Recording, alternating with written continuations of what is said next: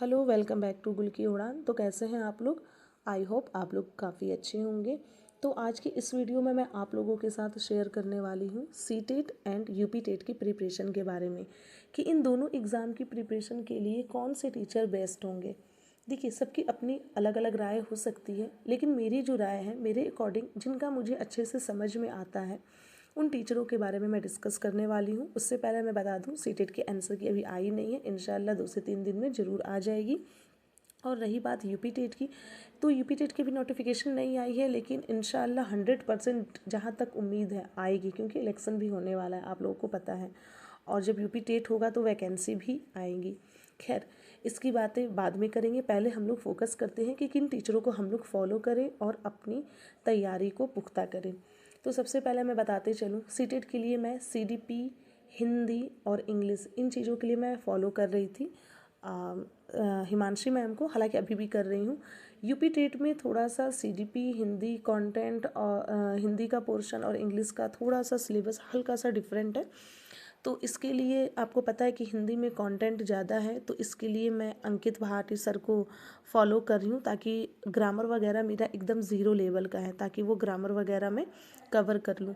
ठीक है, तो एक हुई हिमांशी मैम, दूसरा आपका हो गया सचिन सर। उनकी भी सारी चीज़ें अच्छी हैं, आप जाकर उनको देख लीजिए।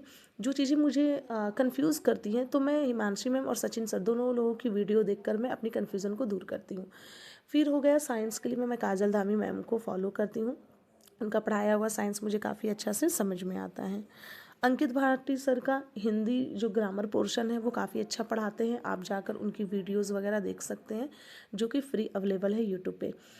और जो मैं आपको बताते चलूँ, आपका वरुण सर, उनकी मैं इंग्लिश पेडागोजी की क्लासेस भी देख रही हूँ, और इंग्लिश ग्रामर वगैरह भी उनकी काफ़ी अच्छी है, आप उनको भी फॉलो कर सकते हैं।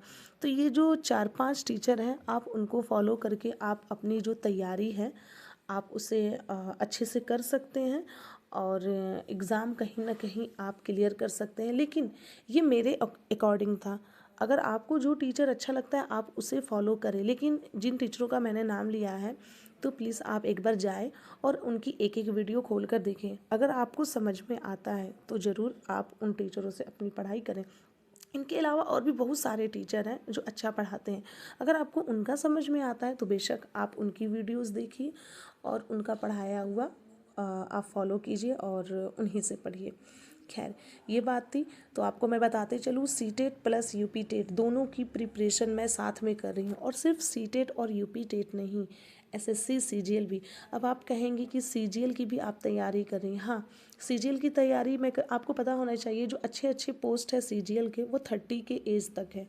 ठीक है, और मैं आपको बताते चलूँ कि सीजीएल का जो प्री का पेपर होता है 100 मार्क्स का, उसमें जो 25 नंबर का रीजनिंग, 25 नंबर का इंग्लिश, 25 का मैथ्स और 25 की जो जीएस के पोर्शन है, अगर आप एक अच्छे लेवल की तैयारी करना चाहते हैं, टीचिंग लाइन में जाना चाहते हैं, जो आपका केवीएस और DSSS है, हालांकि आपके माइंड में आएगा कि ये नॉर्मल सा एग्ज़ाम तो सीटेट क्लियर नहीं हो रहा है, तो केवीएस और DSSS कहाँ से क्लियर होगा? होगा भाई, क्यों नहीं होगा, मेहनत से हर चीज़ हासिल होती है।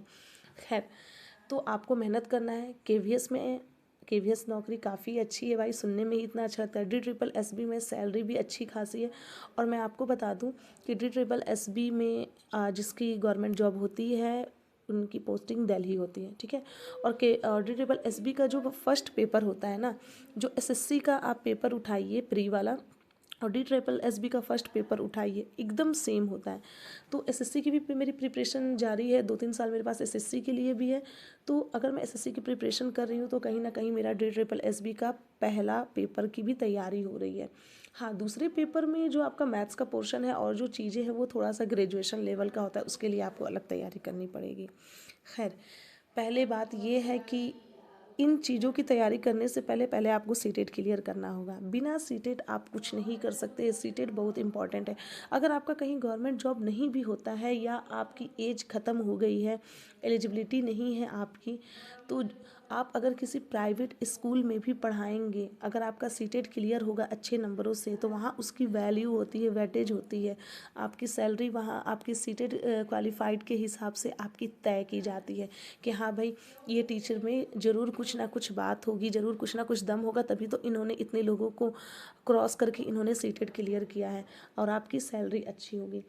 वरना आपको तो पता है कि प्राइवेट स्कूलों का क्या हाल है, काम बहुत ज़्यादा होता है और सैलरी आपको पता है कितना कम मिलता है। मैं भी पढ़ाती हूँ, आप में से भी कई लोग पढ़ाते होंगे, आप लोग को पता ही है। तो इसलिए जब भी तैयारी करें, अपना एम बना कर करें, पीछे अपना गोल देखें कि आप किस लिए कर रहे हैं। जब तक आपका एम नहीं होगा तब तक आपका कोई एग्ज़ाम क्लियर नहीं होगा।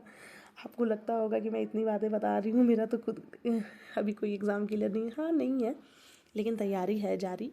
तो अगर मेरी बातों से आप मोटिवेट होते हैं तो क्या ही बुराई है, आप भी मोटिवेट होंगे और मैं भी मोटिवेट होंगी।